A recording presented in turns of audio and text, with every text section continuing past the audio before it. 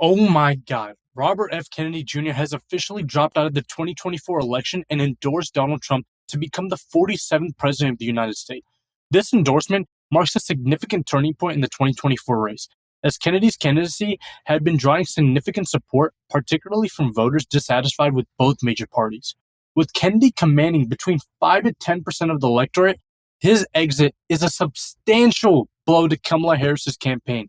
His endorsement of Trump is expected to shift the electoral dynamics in Trump's favor, potentially altering the entire landscape of the 2024 election. Kennedy, as the son of Robert F. Kennedy and nephew of former President John F. Kennedy, carried with him a legacy that appealed to a broad base of voters, including independents and delusioned Democrats.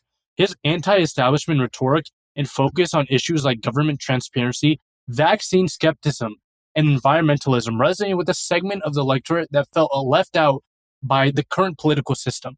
By endorsing Trump, Kennedy is channeling this base toward a candidate who has similarly positioned himself as an outsider fighting against the establishment. In this video, we'll take a closer look at the 2024 electoral map in light of RFK Jr.'s exit. Kennedy was a strong third-party candidate, consistently polling around 5% before dropping out. At certain points, especially when Biden was still in the race, his support even reached 10%. For a non-major party candidate, I mean, this is just insane to think about. I think that for any non-major party candidate, that's a significant impact, and his endorsement could play a pivotal role in helping Trump reclaim the presidency. But yeah, let's get into the states. Let's begin by filling the solid states on the electoral map. Solid states are those where either candidate is expected to win by a margin of 15 percentage points or more.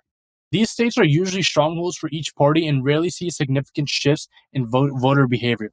However, in the context of RFK Jr.'s exit, even some solid states could see some slight adjustments in margins. Although the overall outcome in these states is unlikely to change, for Kamala Harris, the list of solid blue states has shrunk considerably. The states she is expected to win comfortably include California, Hawaii, Vermont, Massachusetts, Connecticut, Rhode Island, Maryland, the District of Columbia, and the 1st District of Maine. This gives her just about 97 electoral votes. California, with its 54 electoral votes, remains the Democratic Party's crown jewel. The state has consistently voted Democratic in every presidential election since 1992, largely due to its diverse population and progressive values. Harris, as a Californian herself, can be expected to have strong support here, particularly in urban areas like Los Angeles, San Francisco, and San Diego. California's status as a Democratic stronghold is reinforced by its progressive politics on climate change, healthcare, and social issues. However, the margin of victory might slightly tighten due to Kennedy's endorsement of Trump, as some independent and moderate voters who might have supported Kennedy could now lean towards Trump. Still, California remained a solidly blue state, contributing significantly to Harris's electoral count. Hawaii is a Pacific stronghold. With its 4 electoral votes, it has also been a reliable Democratic stronghold. The state's diverse population, including a significant number of Asian Americans and Pacific Islander voters, typically leans heavily Democratic. Harris can count on strong support in Hawaii, particularly given the state's progressive stance on issues like environmental protection and healthcare.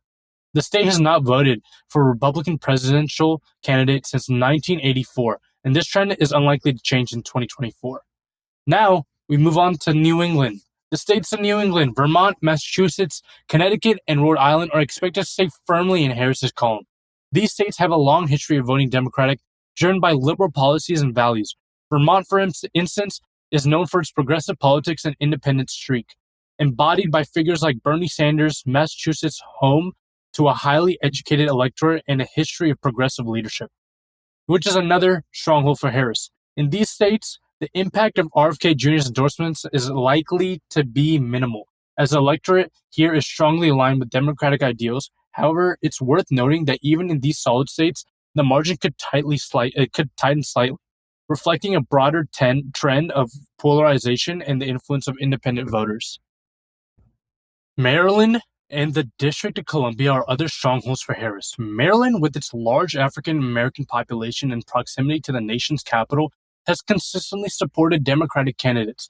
The state's urban centers, particularly Baltimore and the D.C. suburbs, are deeply blue, The District of Columbia, which is not a state but has 3 electoral votes, is one of the most democratic areas in the country. Voting blue in almost every election, Harris can expect strong support here, particularly from urban areas and minority voters, who are key demographics in these areas. The 1st District of Maine, which encompasses the southern part of the state, including Portland, is also solidly blue. Maine is unique in that it splits its electoral votes by congressional district. While the 1st District is solid for Harris, the 2nd District, which covers more rural areas and conservative areas, is much more competitive and will be discussed later. The 1st District's progressive and urban electorate ensures that Harris will secure these 2 electoral votes. And then on the other hand, Trump's list of solid states is much longer. He is expected to easily win Utah, Wyoming, Idaho, Montana, North and South Dakota, nearly all of Nebraska, Kansas, Oklahoma, Missouri, Arkansas, Louisiana, Mississippi, Alabama, Tennessee, Kentucky, Indiana, West Virginia, South Carolina, Alaska, and the 2nd District of Maine. These states give Trump an early lead with 126 electoral votes to Harris's 97 for the solid states. These states are the bedrock of the Republican support, particularly in rural areas and less populated areas. Utah, for instance, is deeply conservative, with a strong base of support among religious voters, particularly Mormons, who make up a significant portion of the electorate. While Utah's electorate is really reliably Republican, it's important to note that Trump's relationship with the state has been somewhat complicated due to his less traditional conservative values. Nevertheless, with RFK Jr.'s out of the race, Trump is expected to consolidate the conservative voters in Utah. Wyoming, Idaho, and Montana are similarly conservative, with small populations but strong Republican majorities. The Great Plains states, including Kansas, Oklahoma, and Nebraska, are also strongholds for Trump. These states have consistently supported Republican candidates driven by conservative values and agricultural interests. Nebraska's electoral votes are split, but the state as a whole is solidly red, with only the 2nd District, which includes Omaha, being competitive. Kansas and Oklahoma are expected to deliver a large margin for Trump, continuing their long history of voting Republican in the presidential elections. And now let's move on to the South. States like Alabama, Mississippi, and Louisiana are deeply rooted in conservative politics. These states have large evangelical populations and a strong tradition of supporting Republican candidates. Trump's support in these states is unlikely to waver. Even with RFK Jr.'s endorsement, the issues that resonate most in these states, such as religious values, gun rights, and opposition to federal government intervention, align closely with Trump's platform. Tennessee, Kentucky, and West Virginia are also part of the solid red bloc, driven by conservative values, rural populations, and a strong Republican base. Indiana, the home state of former Vice President Mike Pence, is expected to remain firmly in Trump's column as well. West Virginia, with its strong coal mining industry and opposition to environmental regulations, is particularly supportive of Trump's policies, making it a reliable state for the former president. Now moving on to South Carolina and Alaska, which are also solidly in Trump's column. South Carolina has a long history of voting Republican, with its large evangelical population and conservative values. Alaska, despite its independent streak, has consistently voted Republican in the presidential elections. The state's libertarian-leaning electorate, coupled with a strong conservative base, ensures that Trump will win here comfortably. Alaska's 3 electoral votes may be small, but they add to Trump's growing tally.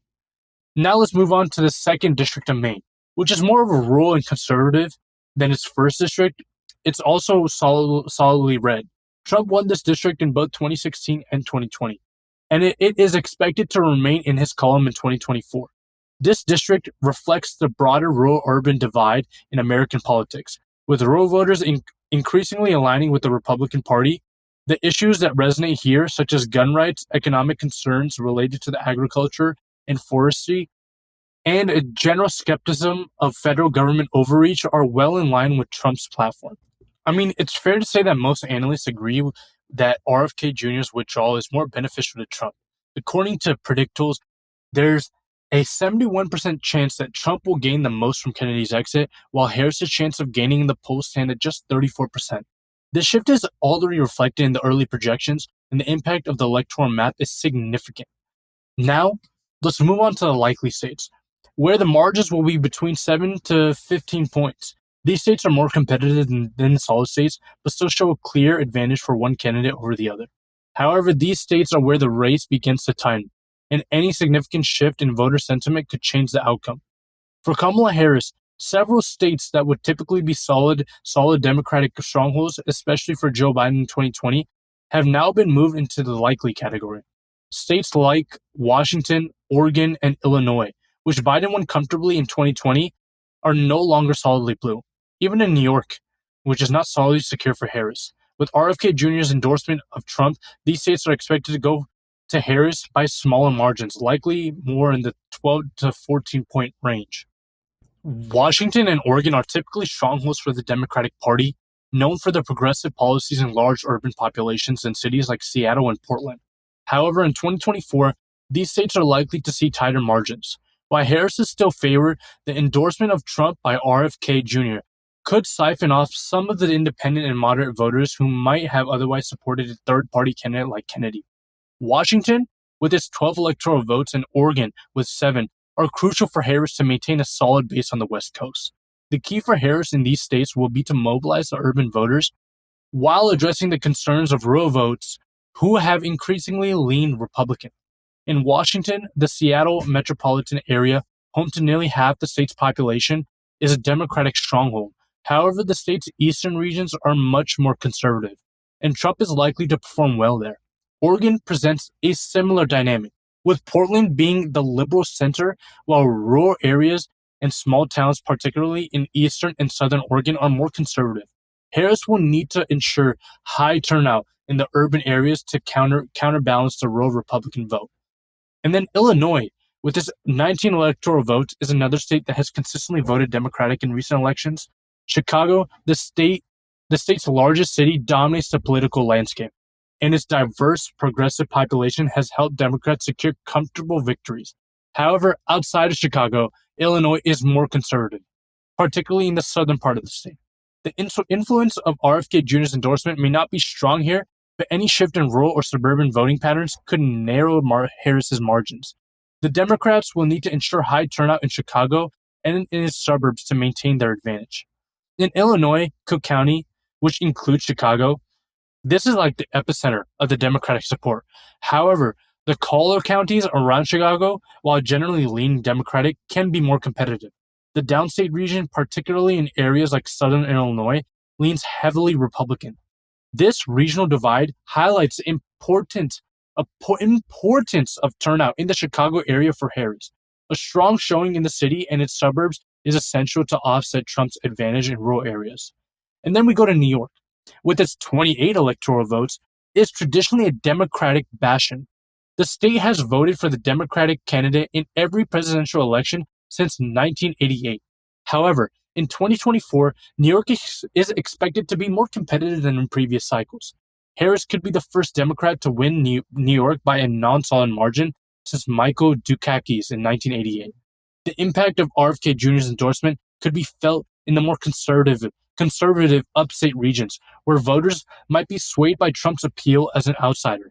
Additionally, issues like crime and economic inequality in New York City could influence voter turnout and margins. New York City, with its massive Democratic electorate, is the linchpin of Harris's strategy in the state. The city is home to a diverse population, including large communities of African Americans, Hispanics, and other immigrants, all of whom traditionally voted Democrat. However, Trump's populist rhetoric and law and order message may resonate with some of the voters, particularly in more conservative areas of Staten Island and parts of Queens. Upstate New York, while less populist, is more conservative and has trended Republican in recent elections. Harris will need to dominate in the city and perform well in the suburban counties surrounding it to secure a solid victory in New York. New Jersey, with its 14 electoral votes, and Delaware with 3, are typically reliably Democrat. However, they are expected to be more competitive in 2024. In New Jersey, the ongoing scandal involving Senator Bob Menendez could dampen Democratic enthusiasm, making the state more competitive than usual. Harris is still expected to win New Jersey, but the margin could be closer than in previous elections. Delaware, which is Biden's home state, is also expected to be closer than in 2020. While Delaware has a strong Democratic base, particularly in the northern part of the state around Wilmington, the more rural southern part of the state leans Republican. Harris will need to perform well in the Wilmington area and maintain the Democratic advantage in Newcastle County to secure Delaware's 3 electoral votes. Colorado, with its 10 electoral votes, is another state that has shifted from a battleground to a more reliably Democratic state, in recent elections at least. However, it remains competitive and the margin is expected to be narrow in 2024. Colorado's electorate is diverse, with a growing Hispanic population and a significant number of young, educated voters in urban areas like Denver and Boulder. However, the state also has a strong libertarian streak, particularly in more rural areas, which could benefit Trump. However, Harris will need to maintain her edge in the urban centers while appealing to the moderate and independent voters in the suburbs to secure Colorado. In Colorado, I know that the Denver metropolitan area, including cities like Aurora and Boulder, is the center of Democratic strength. However, the state of western slopes and rural areas, particularly in the eastern plains, are more conservative. The suburbs around Denver, which have been trending Democratic, will be crucial for her. If she can maintain her advantage in these areas, she will likely win Colorado. But the margin could be closer than in 2020. For Trump, there are several likely states that will significantly impact his electoral count.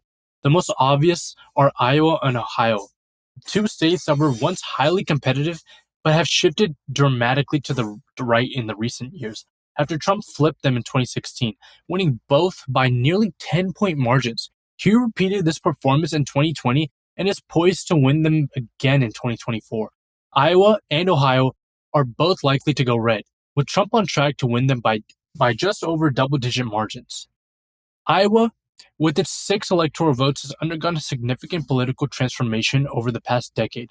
Once a key battleground state, Iowa has moved firmly into the Republican category. In 2008, Barack Obama won Iowa by nearly 10 points, but by 2016, Trump had flipped the state, winning it by a smaller margin. And in 2020, Trump once again carried Iowa by a comfortable margin, and he is expected to do so again in 2024.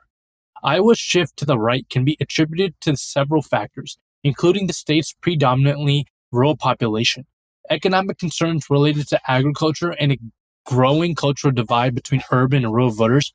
Trump's populist message and promises to support farmers have resonated strongly in Iowa, particularly in the wake of trade wars and economic uncertainty.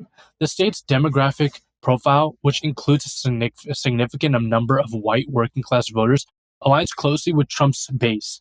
Harris will need to focus on turnout in the more urban areas such as Des Moines and Iowa City to keep the margin from widening any further. And Ohio, with its 17 electoral votes, was once considered to be the ultimate bellwether state, voting for the winning candidate in every presidential election since 1964. However, in recent years, Ohio has moved to the right, reflecting broader demographic and economic changes. In 2016, Trump won Ohio by 8 points, a significant shift from Obama's narrow victories in 2008 and 2012. Trump repeated his success in 2020, winning the state by a similar margin. Ohio's political realignment is driven by a combination of factors, including the decline of industrial jobs in the Rust Belt, the state's aging population, and a growing rural-urban divide. While cities like Cleveland, Columbus, and Cincinnati remain the Democratic strongholds, the rest of the state, particularly in Appalachian, Ohio, and the rural areas, has shifted decisively toward the GOP. Harris will need to focus on maximizing the turnout in the urban centers and making inroads with suburban voters to keep Ohio competitive, but the state is likely to remain in Trump's column. And now we move on to Texas, which has 40 electoral votes, and it is the largest prize among the likely red states. The Lone Star State has been a Republican stronghold for decades, last voting for a Democratic presidential candidate in 1976. In 2020, Democrats poured hundreds of millions of dollars into Texas hoping to flip the state, but Trump won by a comfortable 5.6% margin, despite polling suggested that it would be a closer race. Trump's margin of victory was much larger than expected. And in 2024, Texas is expected to remain firmly in the Republican column. Though the state's growing diversity and changing demographics make it increasingly competitive, the influx of new residents from more liberal states, and plus there's the growth of the urban areas like Houston, Dallas, and Austin, and the increasing political engagement of Hispanic voters have all contributed to making Texas more of a battleground. However, the state's conservative base, particularly in rural areas and the suburbs, remains strong, and Trump is likely to win Texas by a margin of 7 to 10 points, making it a likely Republican state. And then we go to Florida, with its 30 electoral votes, has been one of the most competitive states in the nation. I mean, in 2000, the state's infamous recount decided the election, and in subsequent years, Florida has remained a key battleground. However, in recent cycles, Florida has been trending towards the Republican Party. Trump has won the state in both 2016 and 2020, and he is expected to win it in 2024 by a similar margin. Florida's political landscape is complex, with significant regional differences. The state's panhandle is solidly Republican, while South Florida, particularly Miami-Dade County, has traditionally leaned Democratic.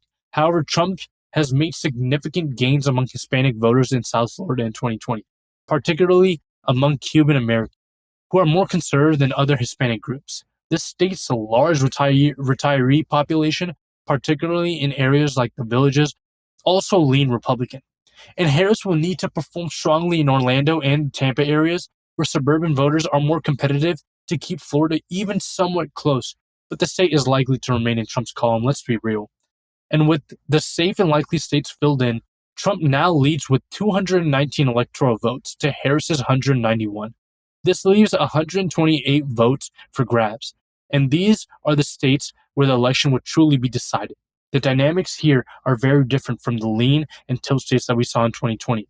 4 years ago, states like Iowa, Ohio, Texas, and Florida were among the most competitive, while states like Virginia, New Mexico, and New Hampshire were safely in Biden's column. That is no longer the case at all, and the Democrats are now fighting for their lives in states like Virginia and New Mexico. The latest polls from Virginia show that Harris is up by 3 points, and she's only up by 6 points in New Mexico, a far cry from Biden's 11-point margin in 2020.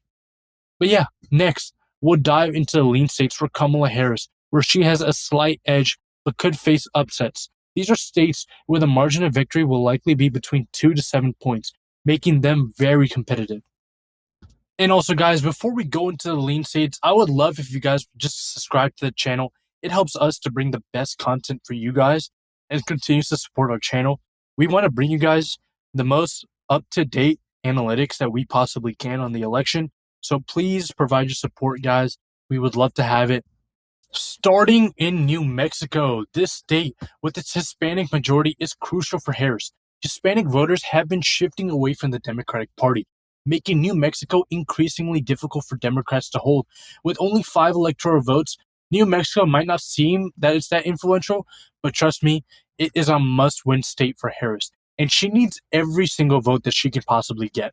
So if she hopes to reach 270, she needs to make huge progress in New Mexico.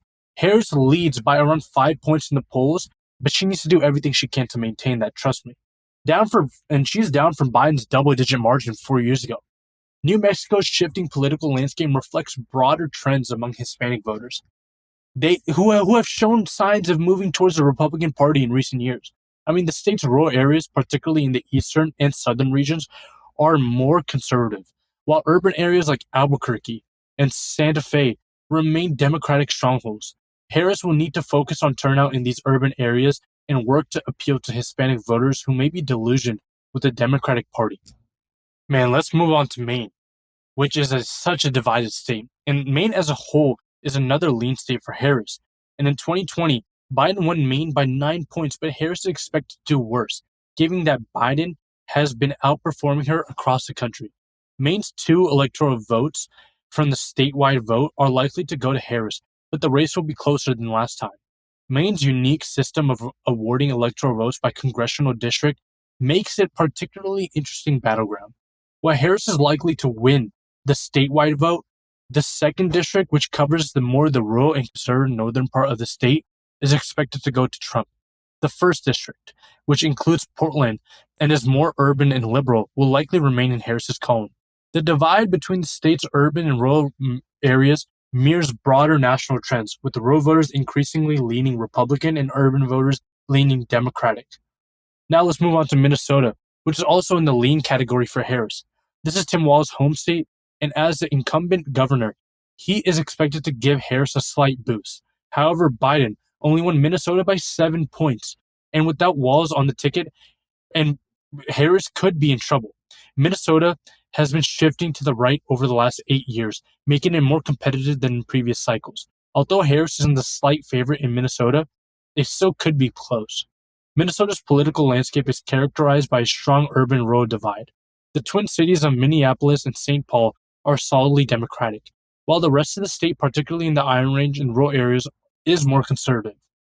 The Iron Range, once a Democratic stronghold due to its strong union presence and working-class population, has been trending Republican in recent years, driven by concerns over the economy and trade policies. Harris will need to focus on turnout in the Twin Cities and make inroads with working-class voters in the Iron Range to secure Minnesota's 10 electoral votes. On the other hand, Trump is now positioned to win several key lean states, especially with Kennedy out the race. Kennedy was polling just about 5 to 10 points across the board, and his endorsement of Trump is likely to shift those voters to the former president. Now, North Carolina is one such state. Trump won North Carolina in both 2016 and 2020, and no Democrat, except for Obama in 2008, has won the state since 1976. Harris is unlikely to change that trend, and Trump is expected to win North Carolina for the third time, and it will fall into the lean GOP column. North Carolina's political landscape is highly competitive, with a mix of urban, suburban, and rural areas that create a complex electoral map. The Research Triangle, which includes Raleigh, Durham, and Chapel Hill, is a Democratic stronghold, driven by a highly educated and diverse population. However, the rest of the state, particularly in rural areas and the Charlotte suburbs, leans more Republican. Harris will need to focus on maximizing turnout in the Research Triangle and making inroads with suburban voters to keep North Carolina somewhat competitive, but the state is likely to remain in Trump's column. Now, Georgia, which Biden won in 2020, surprisingly, is another critical state that is leaning back towards Trump. The margin in Georgia was razor thin in the last election, and it won't take much for Trump to flip the state back. Harris is polling poorly in Georgia, trailing in the average polls, whereas Biden was ahead at this point in 2020. And as a result, Georgia is also expected to be a lean Republican. Georgia's political landscape has shifted in recent years, driven by demographic changes, particularly in the Atlanta metropolitan area. The state's growing diversity and the increasing political engagement of the black voters were key factors in the Biden's narrow victory in 2020. However, the state's more rural and conservative areas remain strongly Republican. Harris will need to replicate Biden's success in Atlanta, suburbs, and increase turnout among black voters to keep Georgia competitive. But the state is likely to revert back to the Republican column. And now, let's go down to a Sun Belt showdown. In the Sun Belt states, we have Nevada and Arizona, both which are leaning Republican. Nevada, a state that Trump has never won, lost by 2.4% in both 2016 and 2020. However, with Kennedy out the race, Trump is expected to gain enough support to flip the state this November. Nevada will be lean Republican, just like Arizona, a state that Biden won in 2020. And although flipping Arizona was a significant achievement for Democrats, the margin was narrow, and Trump is poised to take it back, with Harris performing worse than Biden did at this stage. Arizona is likely to return to the GOP column as another lean Republican state. And now, a competitive battleground state such as Nevada, with its 6 electoral votes, is a key battleground in the 2024 election. The state has a large Hispanic population, which is traditionally leaned Democratic. But Trump made gains among Hispanic voters in 2020, particularly in the state's more rural areas. Las Vegas and Reno, the state's 2 largest cities, are Democratic strongholds, but the state's rural areas are more conservative. Harris will need to focus on turnout in Las Vegas and make inroads with Hispanic voters to keep Nevada in the Democratic column. But the state is still likely to be highly competitive. And now the key to the Sun Belt. Arizona has 11 electoral votes, and it is another crucial battleground in the Sun Belt. Biden's victory in Arizona in 2020 was a significant achievement for the Democrats, but the state remains competitive. Arizona's political landscape is shaped by its growing suburban areas, particularly in Maricopa County, which includes Phoenix. The state's Hispanic population is also a key demographic, and Trump's gain among Hispanic voters in 2020 make Arizona a challenging state for Harris. Harris will need to focus on turnout in Maricopa County and appeal to moderate and independent voters to keep Arizona in the Democratic column. But the state is likely to lean Republican. And now, moving to the Midwest, Trump is also favored in several lean states, particularly in Wisconsin and Pennsylvania. Wisconsin has 10 electoral votes and is a must-win for Harris. I cannot emphasize this enough. Trump has performed better in Wisconsin in 2016 than Biden did in 2020 when he narrowly won the state back. Wisconsin has consistently been one of the most competitive states in the country. However, with Kennedy out, Trump is expected to receive a boost here. And given that Wisconsin is the most conservative of the three upper Rust Belt states, it is likely to be the first flip back to Trump. Wisconsin's political landscape is characterized to be a strong urban-rural divide. Milwaukee and Madison are Democratic strongholds, while the rest of the state, particularly in the more rural and industrial areas, leans Republican. The state's working-class voters, particularly in the manufacturing sector, were key to Trump's victory in 2016, and he is likely to focus on these voters again in 2024. Harris will need to maximize turnout in the urban areas and make inroads with suburban and working-class voters to keep Wisconsin competitive, but the state is likely to lean Republican. Now, Pennsylvania, which is the keystone state for this election, I cannot emphasize this enough. It has 19 electoral votes, and it is even more critical for Harris. Losing in Pennsylvania would effectively end Harris's path to presidency, and Trump already leads in the polling in Pennsylvania. And the boost from Kennedy's endorsements could push him over the edge. Pennsylvania is simply too important for Harris to lose, but it's looking increasingly likely that it will fall into Trump's column. Pennsylvania's political landscape is highly competitive, with significant regional differences. The state's urban centers, particularly Philadelphia and Pittsburgh, are Democratic strongholds, while the rest of the state, particularly in the rural areas and the Appalachian regions, leans Republican, which is obviously the same trends that we've been talking about this whole video, right? And Harris will need to focus on maximizing turnout in Philadelphia and the surrounding suburbs, while also making inroads with the working class voters in the rest of the state. Trump's appeal to these voters, particularly in the Scranton and the Rust Belt, was key to his victory in 2016, and he is likely to focus on these regions again in 2024. We are now left with just a few states, 3 of which are tilt states, those that will be decided by less than 2 points, making them the most competitive on the map. These are states like Michigan, Virginia, and New Hampshire. Virginia stands out as a surprising tilt state, given its history of leaning Democratic. Biden won Virginia by 10 points in 2020, and Clinton won it by 5 points in 2016. However, Virginia has been shifting to the right in recent years. Republican Glenn Youngkin's victory in 2021 in the gubernatorial race is evidence of this shift. Polling in Virginia shows a very competitive race between Harris and Trump, with Harris leading by just 3% in some polls. But Trump was even favored in some polls as well. Although Harris has a slight advantage, Virginia is highly competitive and is likely to be a tilt blue state. Virginia's political landscape is shaped by its growing suburban areas, particularly in Northern Virginia, which is home to a large number of federal government employees and highly educated voters.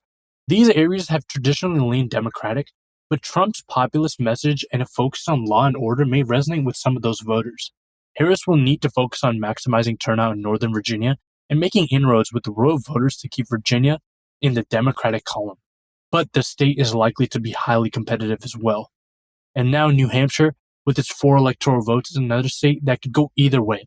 Trump nearly won New Hampshire in 2016, losing it by just half a percentage point.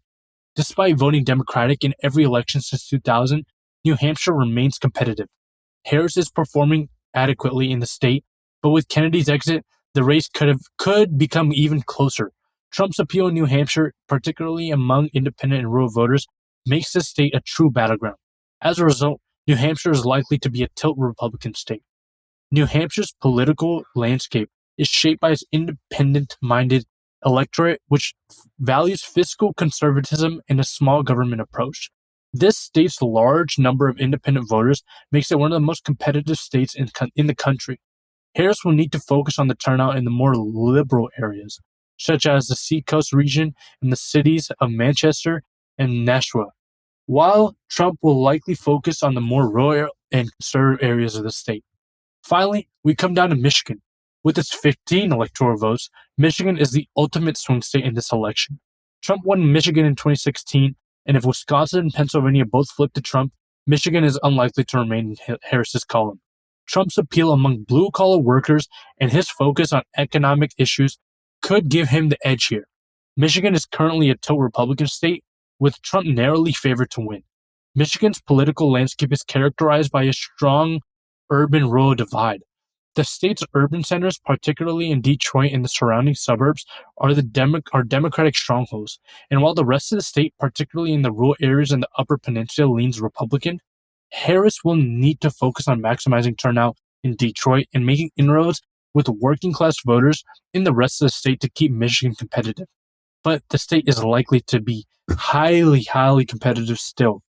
We also have the 2nd District of Nebraska, which will be incredibly competitive. Trump won this district in 2016 but lost it in 2020.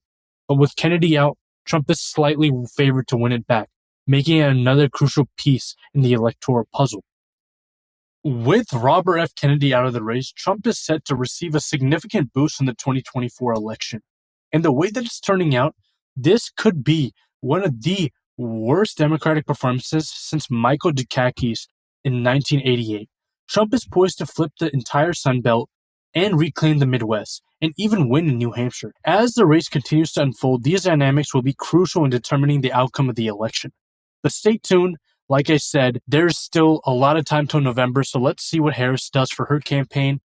If y'all made it this far into the video, thank you all for your support. I appreciate it a lot. Thank you for making it this far into the video. Let me know in the comment section who you are voting for in this election. I'd love to hear the different opinions out there for sure. And please subscribe to the channel.